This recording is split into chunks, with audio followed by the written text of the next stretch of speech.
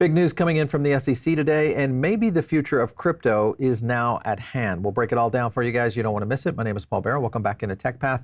I do want to thank our sponsor, and that is Tangem. If you're looking to go self-custody, and the route should be simple for you to take, and that is get your coins off of centralized exchanges, get it into a self-custody wallet, and you can do that by just visiting tangem.com. It is slim as a bank card, because that's what it is.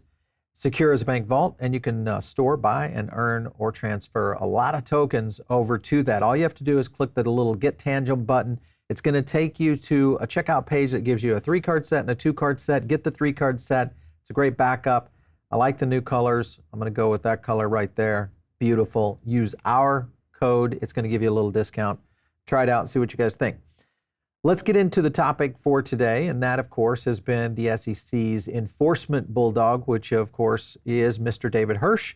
He has stepped down, and David Hirsch's here was his post right here. As you can see, Chief Crypto Asset and Cyber Unit in the Division of the Enforcement at the U.S. Securities and Exchange Commission. Last Friday was his last day, 9 years at play, and that pretty much means he's been part of every project being targeted at by the SEC. Pretty much this is the individual that is in charge of that. So he, of course, is stepping down for not really a explanation. And there are things that we'll outline in a second. But the fact that he's stepping down at this timing, when we're starting to see what I think will be regulation that will start to change kind of the course of crypto, is a pretty big deal. I want to go to a couple of clips here because this is him in various positions around the industry. This first one was him talking about Coinbase and Solana. Take a look. I'm the chief of the crypto asset and cyber unit within the Division of Enforcement at the SEC. It's a huge job. It's a very big team.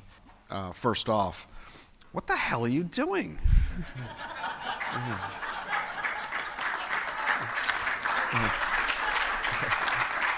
You're taking to task Coinbase for buying and selling, trading those securities on their platform. What was really notable is that neither Bitcoin nor Ethereum were on that list. Struck us as conspicuous in their absence. I would not be so focused on what isn't on the list and think more about what is on the list. And even of the things that are on the list, all we need to do to establish jurisdiction over Coinbase's conduct, in our view, is to establish that they've been in the business of transacting in at least one security. Why sue Coinbase as opposed to suing the Solana Foundation for issuing Solana in the first place? Coinbase can't be selling a coin that doesn't exist, so if the coin is unregistered, why not go after the issuer? We retain the right and the jurisdiction to allege that Solana or anybody else who we think are issuing unregistered securities violated Section 5 in doing so. So you're suggesting that Solana is your next target? We don't use the word target. That's a DOJ use, but DOJ word. But I'm not previewing who else might be on our list of people to speak with. But it's conceivable that filing enforcement cases against issuers is on your list of potential to-dos. It has been on our list. It remains on our list. So as you can see, his assignments have been really kind of looking at regulating by enforcement through a lot of what has been across the bow over the last really 9 years, and that includes the Ripple case, what we've seen on all the Wells notices, etc. And he goes into somewhat of a detail, even if you think about the fact that they were maybe even looking at Solana, even though now it looks like that won't be the case if he is no longer there. But I'm wondering who will be the new enforcement agent on the SEC side of it when it comes into these kind of situations, especially around the digital asset side of things. Now he goes into another clip in this same interview. This was about 8 months ago, talking a little bit more around things like loyalty points and are they actual securities? So take a look. Why wouldn't I just create a token, sell that without any oversight, hope for the best, and reduce my costs today? I think and that's interesting because there are a lot of tokens being issued. Starbucks is issuing tokens as part of its loyalty rewards. Nike is issuing NFTs and selling them in the marketplace. You have a 16-year-old son, Ike, who plays Roblox, and he buys Robuxes. At what point is the SEC going to say Robux is a security? Nike's NFTs are securities, Starbucks loyalty rewards are securities. Is that the daisy chain that we're going to see following next? I don't think that's a daisy chain. Getting back to the Howey test. So if Robux, for instance, the people who buy Robux primarily do so with the idea that if they just hold on to it, it'll be worth more in the future because of all the great work Robux is doing to make theirs a popular platform. Well, now that starts to look a lot more like an investment and a security and less like a analogous payment system. So some of this is judgment and viewpoint, clearly. All right, so as you can see, this gets into a lot deeper discussion because this could apply to almost any industry out there. They were referencing Roblox, but they failed to reference the utility side of things. But you could look at this on pretty much anything, any kind of collectible, any kind of fashion item, possibly luxury items, pretty much anything in the world that potentially has the ability to go up in value as a security. And I think that's the argument that many people are going to make, especially around the loyalty framework, because in most cases, loyalty usually means perks or membership. It's often not a scenario where they're reselling those. Now, I get it with what Nike's doing and what Odyssey was doing with Starbucks. Maybe that was one of the reasons that Starbucks reset their situation. Then you have the scenario playing out with McDonald's right now with what they've been able to do, which is really kind of keeping it within their own coffers. So not necessarily a situation. However, I do think this is going to play out, especially as we see digital assets going into the future through real legislation, which will, of course, take that power away from the SEC. I want to go to another clip real quick within this, because he also defended a little bit more around Gensler and their entirety of the debt box case. Listen in. Last week on CNBC, the chairman made the following statement. He said, "We don't need more digital currency." I equate that to the chair of the FAA saying, "We don't need any more airlines." Why would the chair of the SEC be in a position to determine what the marketplace needs? First, I think, take mild issue with the idea that we don't always take action based on the letter of the law. That's just not a conversation I've ever heard. I would be appalled if that happened. That's not the way we approach our jobs. As to what the chair said, like, I would not tell anybody, don't create a new digital product. It's not my place to say. So you're walking back the chairman's comments. I'm not walking back the chair. All right, so he was kind of defending Gensler to a certain extent, but remember, there was a lot of mishandling of the debt box case. The SEC obviously shuttering their office behind the failed debt box case and the crypto lawsuit, and there was many things that played out within that was clearly in the wrong from the SEC side of things. At the end, what we're dealing with now is Hirsch is gone. Whether or not we get someone to that level of tenacity in the SEC or not, still unknown. Or do we get enough regulatory alignment that it starts to move things maybe more into the CFTC, which is a whole nother, consideration as a whole. But a lot will change, I think, as we start to see these regulatory things line up. Remember, this was also going into the market somewhat as a meme.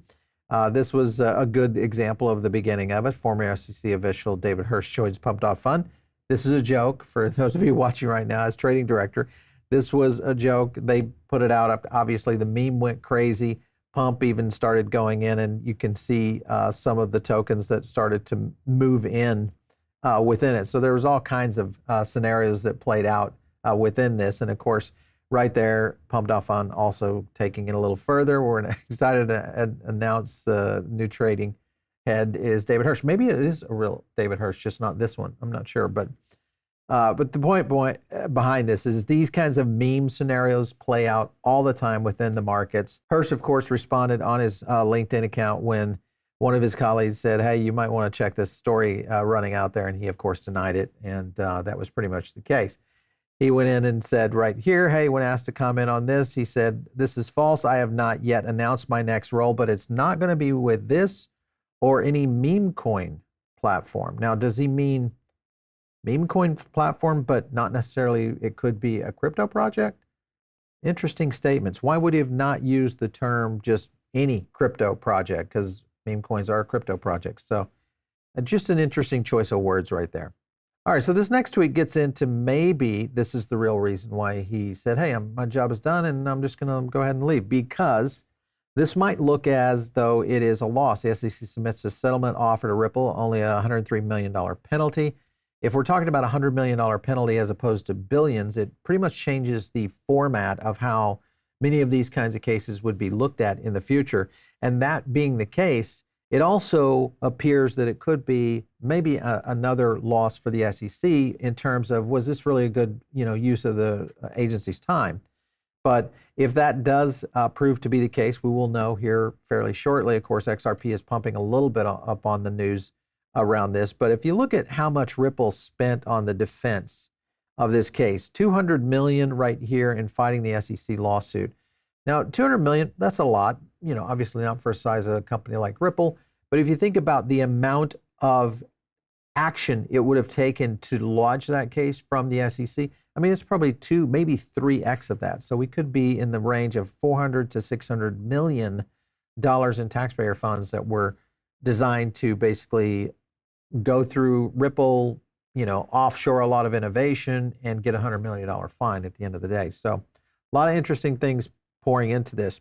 Other things to look at right here, maybe the agency is getting a little bit more framed up for tokenization as it may provide, a lot more into global markets. This is Mark Uyeda, one of the commissioners over there, which we've reported on before. And statements that tokenization, definitely in the conversation, as assets and securities holdings into digital tokens can benefit capital markets, right there in that argument. So if this being the case, and this is something that we've talked about before, is that if you look at the framework of what we're going to see in terms of smart contracts, what we'll see within the ETH ecosystem and digital securities, the likelihood is that Solana maybe becomes the retail chain. You've got the opportunity here of ETH becoming kind of this tokenization side of things, and then Bitcoin becoming maybe a reserve for many currencies within the globe. So a lot of opportunity here, I think, from the SEC to play in a different world.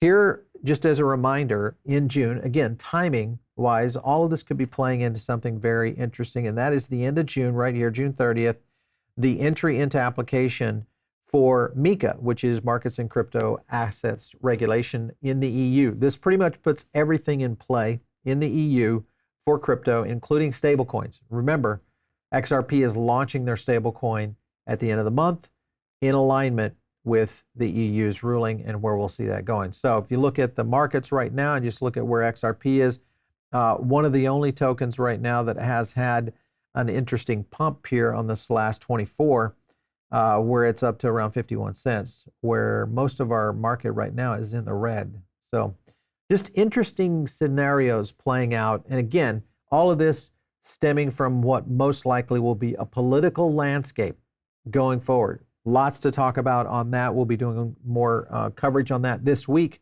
So make sure and stick around. If you're not in the Diamond Circle, make sure and get in right now. It's a great place to get additional content and additional news. And of course, all you have to do is use the link down below to find us there. And of course, follow me out there on X at Paul Barron. We'll catch you next time right here on TechPath.